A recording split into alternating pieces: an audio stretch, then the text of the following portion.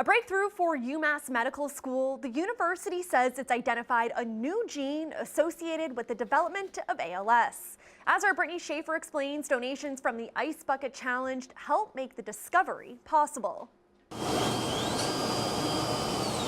A group led by a UMass Medical School researcher has identified a mutated gene linked to ALS. For every new gene that we identify, it brings us a little bit closer to knowing what's going wrong in ALS patients. Dr. John Landers has spent 15 years studying ALS. He says when he started, little information was known about the fatal neurodegenerative disease. When I started off 15 years ago, there was one gene known.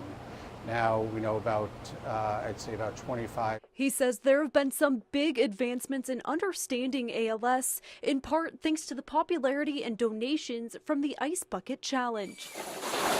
Absolutely, funding that we've received is from the Ice Bucket Challenge.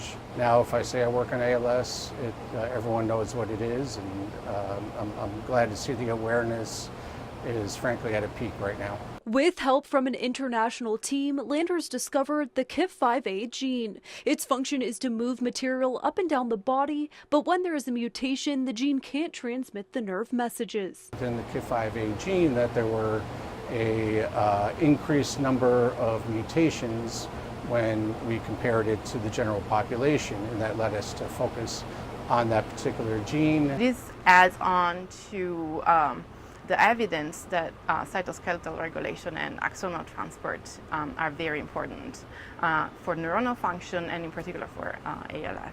Landers' hope is to find how to reduce the complications and increase survival for people with ALS. Hopefully, once you have one finding, quite often it leads to another. It also increases our understanding of the disease itself and maybe even where we should be focusing our efforts. Now, Landers says his next steps will be developing mouse models and testing compounds that could repair a KIF5A mutation. Olivia? Very interesting. Thank you, Brittany.